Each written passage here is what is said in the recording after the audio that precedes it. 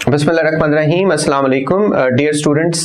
जैसे कि मैंने आपको कहा था कि एक सीरीज़ ऑफ लेक्चर्स में दूंगा जो इस साल पोटेंशली सीएसएस में आएंगे और इंशाल्लाह इसके अलावा कोई भी क्वेश्चन नहीं आएगा, ना ही कोई टॉपिक होगा इसके अलावा क्या दे सकता है, क्योंकि पूरी दुनिया में या फिर पाकिस्तान के हवाले से मैक्सिमम टॉपिक्स हम इस सीरीज में कवर करेंगे। तो दूसरा क्वेश्चन जो कि पोटेंशियल क्वेश्चन इस वक्त आ सकता है सीएसएस में, वो है discuss negative influences of artificial intelligence. मैंने कुछ पॉइंट्स यहाँ पे लिखे हैं, मैं कैमरा एक दफ़ा आपके सामने करता हूँ ताकि इन पॉइंट्स को कम से कम आप लिख लें, उसके बाद इनके ऊपर हम डिस्कस करेंगे इनको।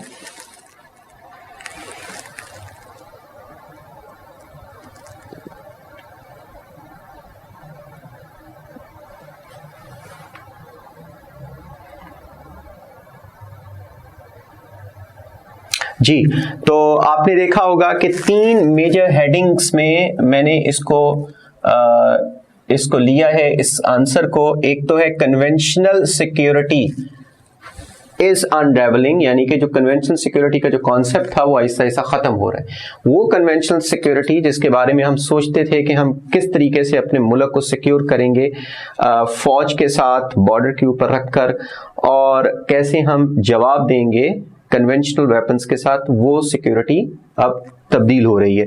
दूसरा इसका मेन हेडिंग होगी सोशियो कल्चरल इम्पैक्ट, आपकी सोसाइटी पर और कल्चर के ऊपर क्या इम्पैक्ट आ रहा है। और तीसरी हेडिंग इसकी होगी ट्रेड वॉर्स, यानी एक इकोनॉमी की फील्ड में और सोशल और कल्चरल फील्ड में, और तीसरे नंबर पर आपकी जो पॉलिटिकल डायनामिक यानी सिक्योरिटी की फील्ड में क्या क्या नेगेटिव इन्फ्लुएंस हो सकता है आर्टिफिशियल इंटेलिजेंस का।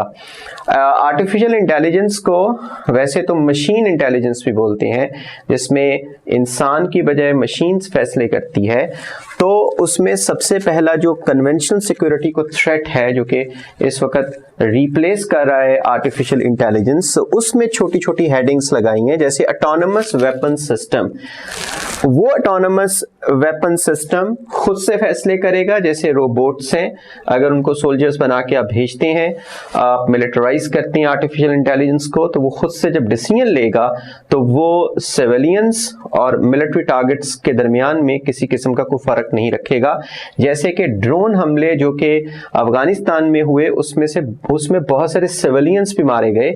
जैसे हम कह सकते हैं कि पूरी की पूरी बारात को उड़ा दिया गया, या फिर कुछ सिविलियंस जो कि खुशी के मारे फायरिंग कर रहे थे। तो ड्रोन तो ये फैसला नहीं कर पाएगा कि ये बारात की फायरिंग है या कि ये कोई तालिबान की या मिलिटेंट्स की फायरिंग है। तो इस तरीके से जो ऑटोनमस वेपन सिस्टम है, जो खुद ब खुद से एक्ट करेंगे या रिएक्ट करेंगे, उससे रिस्क बढ़ जाएगा मिस कैलकुलेशन का, और इससे जो कन्वेंशनल सिक्योरिटी है जो इंसान के हाथ में होती थी वो तब्दील होकर रह जाएगी। फिर उसके बाद दूसरी इसकी हेडिंग है रिमोट कंट्रोल वॉर, यानी दूर से बैठे हुए आप वॉर लड़ रहे हो। आप पहले हम कन्वेंशनल सिक्योरिटी में देखते थे कि खुद से फौजें जाती थी, लेकिन अब आप अपने अपने कंट्रोल रूम्स में बैठे ड्रोन्स के जरिए से या फिर रिमोट कंट्रोल के जरिए से आप आर्मीज को मूव करवा रहे हो।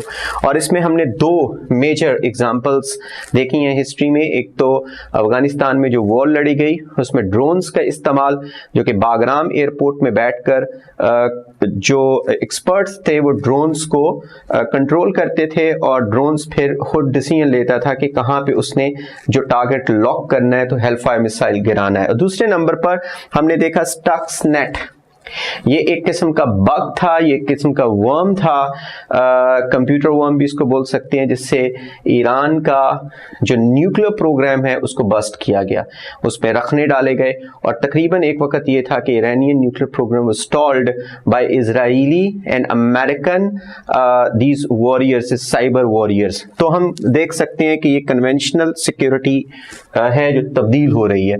दूसरे नंबर पर सोशियो कल्चरल इम्पैक्ट भी इसका है, जो कि नेगेटिव इन्फ्लुएंसेस की हम बात कर रहे हैं। तो इस एज को, जो कि आर्टिफिशियल इंटेलिजेंस की एज है, इसने जहां पे अच्छाइयां की हैं, ज्यादातर नुकसानात किए हैं, यानी सोशियो कल्चरल जो हार्मनी है उसको तोड़ के रख दिया है। अगर हम देखें तो इसका एक और भी नाम दिया गया है, वो है पोस्ट ट्रूथ एरा, कि अब जो ज़माना है उसमें फॉल्सहुड ज़्यादा बिकती है, तेज़ी के साथ बिकती है, वायरल होती है और लोग उसको ज़्यादा ख़रीदते हैं। इससे पोलराइजेशन और डिवाइसिवनेस बढ़ी है, चाहे वो पॉलिटिकल हो, चाहे वो रिलीजियस ग्राउंड्स के ऊपर हो। डीप फेक्स, पहले तो फेक न्यूज़ होती थी, अब डीप फेक्स और वीडियोस आर्टिफिशियल इंटेलिजेंस के ज़रिए से ऐसी बनाई जा सकती हैं जिसमें आप बड़ी आसानी से लोगों को गुमराह कर सकते हैं। इसमें हज़ारों की तादाद में बॉट्स भी बनाए जाते हैं और उन बॉट्स की वजह से प्रोपेगेंडा भी किया जाता है। इसको हम फिफ्थ जनरेशन वॉरफेयर भी बोल सकते हैं। फिफ्थ जनरेशन वॉरफेयर का कॉन्सेप्ट ऐसा ही है कि किसी भी नेशन को डिमोरलाइज करने के लिए सोशल मीडिया के जरिए से या फिर आर्टिफिशियल इंटेलिजेंस को इस्तेमाल करके और बॉट्स के जरिए से गलत इंफॉर्मेशन को फैलाया जाए और इस डिसइंफॉर्मेशन से मोरल को डाउन किया जाए। और इससे इसको एक तरह से डिजिटल वाइल्ड फायर भी बोलते हैं। बॉट्स की मदद से इस तरीके से फायर लगा देना सारी की सारी नेशन में। तीसरी जो इसकी हेडिंग मैंने बनाई है वो है ट्रेड वॉर्स। ट्रेड वॉर्स में किस तरीके से आर्टिफिशियल इंटेलिजेंस को इस्तेमाल किया जाता है, साइबर अटैक्स किए जाते हैं, कॉर्पोरेट स्पाइंग की जाती है, बहुत सारे कॉर्पोरेट मॉडल्स को चोरी करके उसके ऊपर अपने डिजाइन्स को बना लिया जाता है। इसी तरह से अमेरिका और चाइना के दरमियान में जो ट्रेड वॉर है उसमें जो टेक्स सेवी कंट्रीज, जो टेक्स सेवी कंपनीज हैं वो आमने सामने, जैसे हवावे के ऊपर पाबंदी लगाई, गूगल कंपोनेंट जो है वो अवेलेबल नहीं है हवावे को, या उसके ऊपर बैन लगाया। इसी तरह से हवावे ने जो 5G टेक्नोलॉजी का कॉन्सेप्ट दिया यूरोप में, तो एक इल्ज़ाम लगा कि हवावे की इस 5G टेक्नोलॉजी से चाइना स्पाइंग करेगा और इस तरीके से एक सिक्योरिटी डायनामिज्म भी इसमें शामिल हो गई है।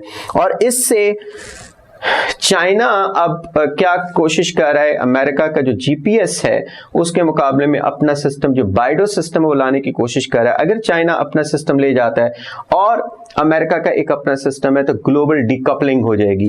What does it mean by danger of decoupling? Decoupling का मतलब है दो सिस्टम्स चलेंगे सोशल मीडिया के या फिर आर्टिफिशियल इंटेलिजेंस के, एक चाइना के कंट्रोल में बाइडो सिस्टम और एक अमेरिका के कंट्रोल में गूगल या फिर GPS, जिससे दुनिया दो हिस्सों में तकसीम हो जाएगी।